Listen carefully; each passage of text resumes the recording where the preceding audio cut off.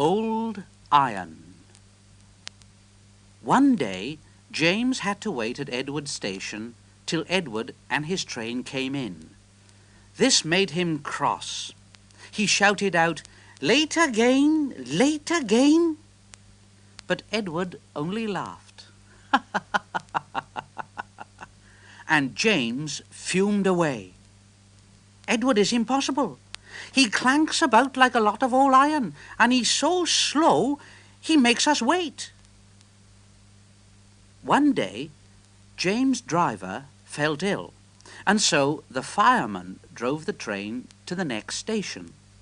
He spoke to the signalman, put the trucks in a siding, and uncoupled James ready for shunting. Then he helped the driver over to the station and asked them to look after him and find a relief driver. Suddenly, the signalman shouted, and the fireman turned round and saw James puffing away on his own. He ran as fast as he could, but he couldn't catch James, and soon came back to the signal box. The signalman was busy stopping all the trains. All traffic halted, up and down lines are clear for 30 miles, and the inspector's coming. The fireman mopped his face. What happened? What happened? The signalman said, "Well, I saw it all. Two boys climbed onto James's footplate. I shouted at them, and when James started, they tumbled off and ran like rabbits. Well, just let me catch them, that's all. Just let me catch them. I'll teach them to meddle with my engine."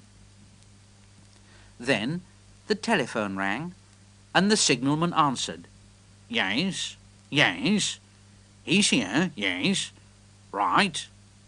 I'll tell him then. Yes, yes. The inspector's coming at once in Edward, and he wants a shunter's pole and a coil of wire rope."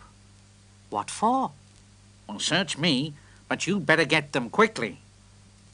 The fireman was ready and waiting with the pole and rope when Edward and the inspector arrived. "Ah, good man. Come along, jump in. Off we go, Edward. We've got to catch him."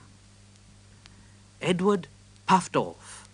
"Shh, shh, shh, shh, shh, shh, shh. Don't worry, we'll catch him. Shh, shh, shh, shh. Don't worry, we'll catch him. Shh, shh, shh, shh. Don't worry, we'll catch him. Shh, shh, shh, shh, shh." And Edward crossed to the up line in hot pursuit. When James left the yard, he was chuckling to himself. What a lark, what a lark. But presently he missed his driver's hand on the regulator, and then he realized that there was no one in his cab. "What shall I do? What shall I do? I can't stop. I can't stop. Help! Help! Help!"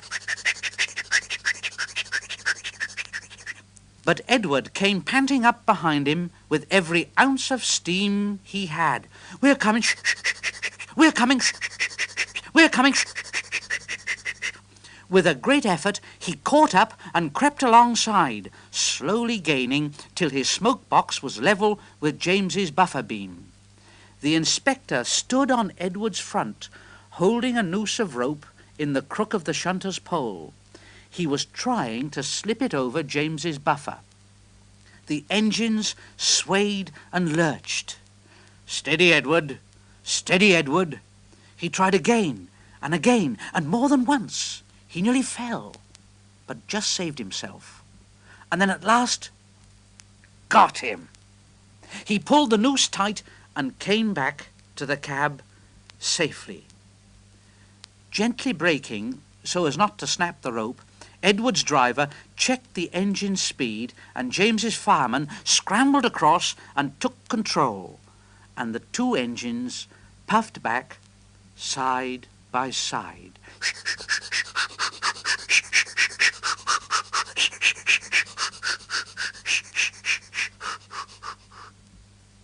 Edward was very pleased with himself. So old iron caught you after all, James, eh?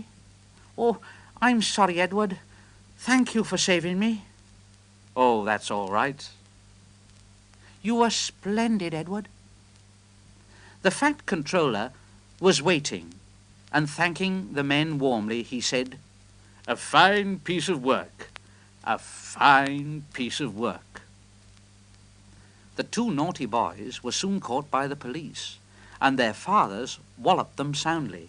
They were also forbidden to watch trains till they could be trusted. James's driver soon got well in hospital and is now back at work.